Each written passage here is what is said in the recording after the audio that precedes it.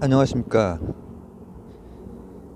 첫 번째 영상은 얼굴을 공개하는 걸로 그래서 유랑인 걸 확인하실 수 있게 이렇게 지금 미리 찍어 놓습니다. 일주일 후에 올리겠지만은. 그리고 주제는 생활 밀착형, 우리 일반인들이 보험에 대해서, 실비보험에 대해서 어떤 식으로 선택하고 활용하는지에 대해서 여기에다가 제 이제 뭐 오랜 그 투병 기간 동안에 저도 처음 알게 된 여러 가지 것들, 이런 것들을 좀 얘기를 나눠보려고 합니다. 그래서 도움이 되실 수 있기를.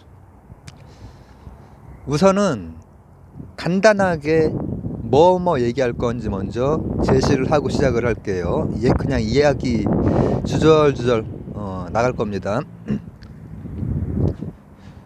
보험을 선택할 때 어떤 기준으로 선택하느냐를, 그 기준을 먼저 스스로 선택하셔야 돼요. 누군가의 말이 아니라. 누군가의 말은 선택을 유도하는 말이지, 그렇죠?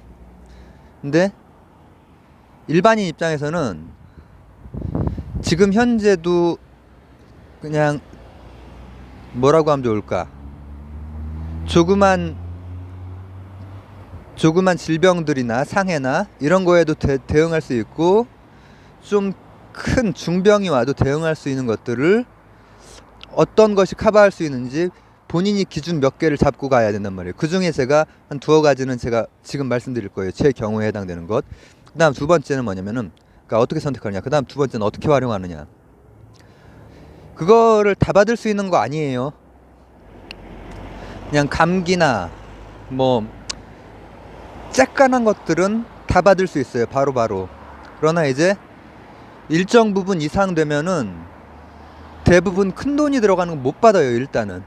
일단은 못 받아요. 무슨 얘기냐, 예를 들어서 MRA를 찍거나, MRI가 아니라 MRA, 그리고 PET 중에서도 종류가 좀 다양하게 있는데, 이런 것들은 기본적으로 그런 것들이나, 그런 정밀한 검사나 또 정밀한 치료나 이런 것들은, 수술 제외하고 정밀한 치료는 이제 이미 100만원 안팎이 돼버리잖아요.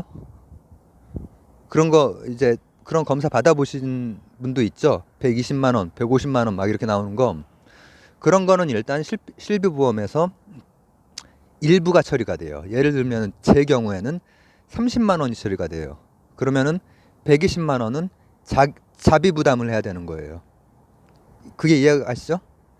근데 그게 입원을 하면은 그것까지 가능한데, 그런 검사는 주로 어디서 하죠? 3차 병원에서 합니다. 3차 병원에서. 중병일 때는 1, 2차 병원은 한계가 있어요. 그런 얘기도 제가 좀 이따 이제 좀 주절주절 나누죠. 일단은 핵심 먼저 얘기하고. 그렇기 때문에 일단은 자신이 그 선택한 그 실비보험이 기본적으로 어디까지 보장해 주느냐, 그것도 다양하거든요. 하루에 병원 몇 군데까지 가능하느냐, 이런 것도 있어. 그러니까 저 같은 경우에는 2군데까지 가능해요. 2군데. 그리고 하루에 최대 얼마까지 가능하냐, 저 같은 경우는 30만원까지 가능해요. 근데 이거보다 더 중요한 것, 사람 일을 모르는 거기 때문에 대비를 잘해야 되는데, 면책기간이라고 하는 게 있어요. 면책기간은 뭐냐면은 보험금 지급이 안 되는 기간이 있어요. 동일 질환 면책기간이라고 하는데, 제 경우에는 1년 지급되고 반년이 안 돼요. 그 반년 동안 되는 거는 하나도 받을 수가 없어요. 그렇기 때문에 그 기간을 확인하세요. 그 기간이 어떻게 되는지. 그게 없는 경우도 있을 수 있고, 그것이 다르게 설정된 경우도 있을 수 있고. 근데 그거에 맞춰서 병원 스케줄을 잡지 못하거든요. 보통 그 1년, 반년 그 단위를 가지고 계속 싸워나가야 되는 중병인 경우는 스케줄을 자기 마음대로 못 잡아요. 3차 병원에서 몇 달씩 기다리면서 잡아야 되기 때문에 그 면책 기간에 대해서 꼼꼼히 따져보세요. 그러니까 내가 실제로 보장받을 수 있는 한도나 그 한도의 그 여러 가지 제한 조건들이 있단 말이에요. 입원이라든지 그리고 면책 기간 이런 것들을 따져보고 일단 선택을 하시고, 그게 선택에 대한 부분입니다. 그리고 이제 활용에 대한 부분, 저 같은 경우에는 핸드폰 요거를 사고 나서는 제가 직접 이제 하거든요. 제가 요 핸드폰 투지를 쓸 때까지는 이제 가족이 해줬고, 근데 이걸 하고 나선 제가 직접 하는데, 제가 직접 하면서 하나 쿵 하고 느낀 게 있어요. 왜냐면 제가 한 병원에서 일단 여러 병원을 이제 다니고 있었고, 그리고 지금 같은 경우에는 한 2곳 정도에서 주로 왔다 갔다 이렇게 하는데, 그게 어느 정도 끝난 다음에 몰아서 했거든요. 몰아서 하느라고 중간에 알게 된 게 뭐냐면, 그 면책 기간이라고 하는 것을 알게 됐고, 그리고 이걸 가지고 이제 할 때 필요한 것 2가지예요. 처방전에는 질병 분류 코드가 나와요. 보험사마다 다 조금씩 다르지만 기본적으로는 질병 분류 코드가 있어야 되고, 그 다음에 영수증 그것만 있으면 돼요, 기본적으로. 그러면은 급여에 해당되는 것은 보장 한도 내에서, 그리고 면책 기간을 끼지 않은 그 한도 내에서는 보장을 받을 수가 있어요. 그렇게 보장을 받을 수가 있고, 다만 핸드폰으로 할 때 제 경우에는 한도액이 있어요. 100만 원이에요. 100만 원. 그럼 뭐예요?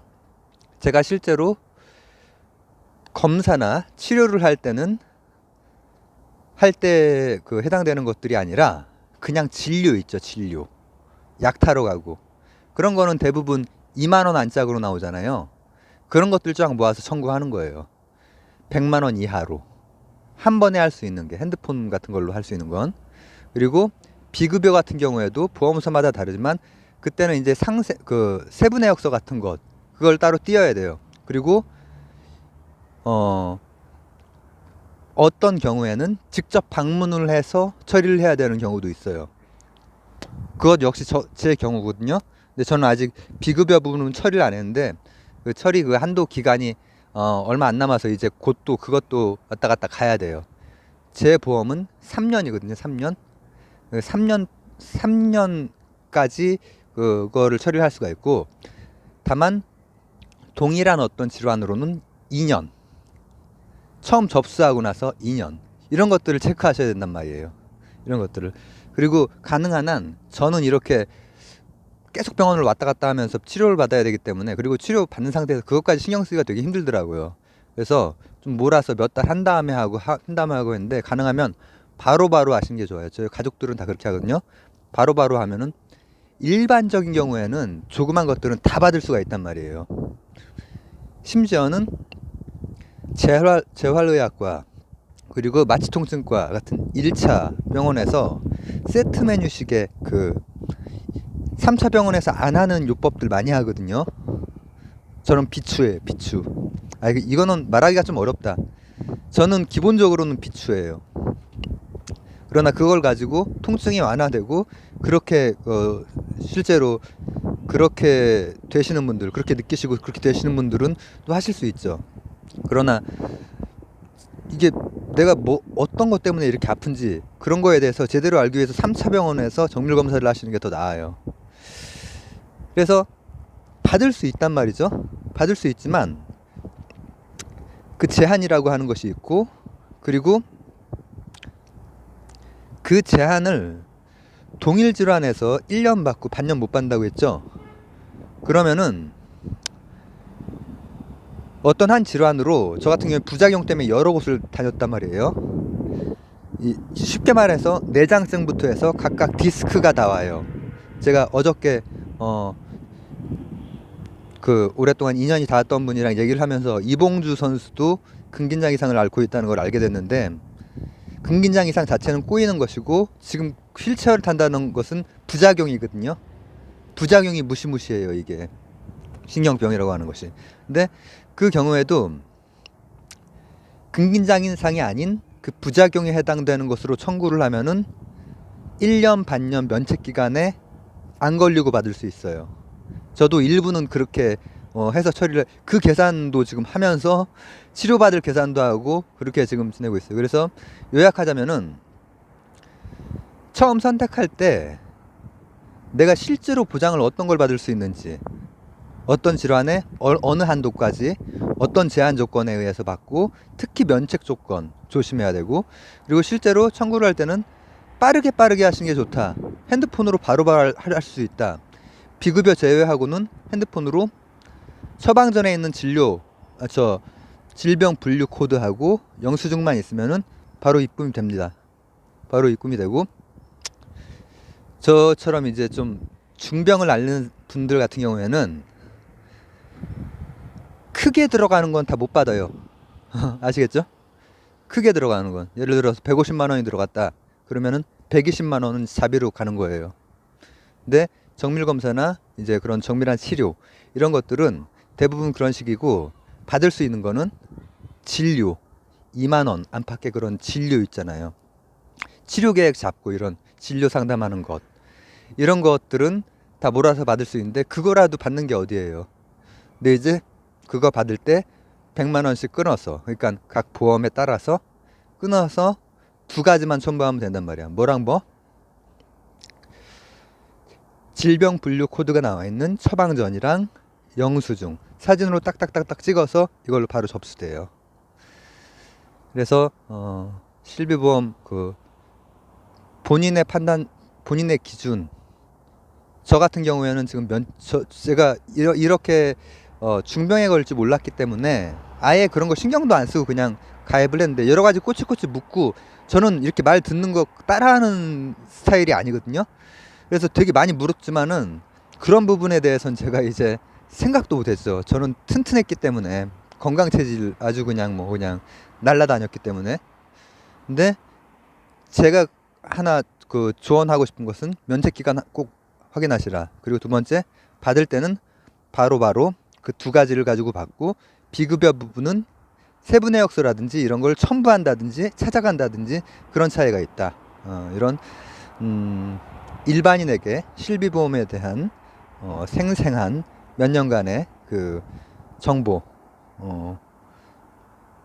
또 얘기들을 한번 나눠봅니다. 감사합니다.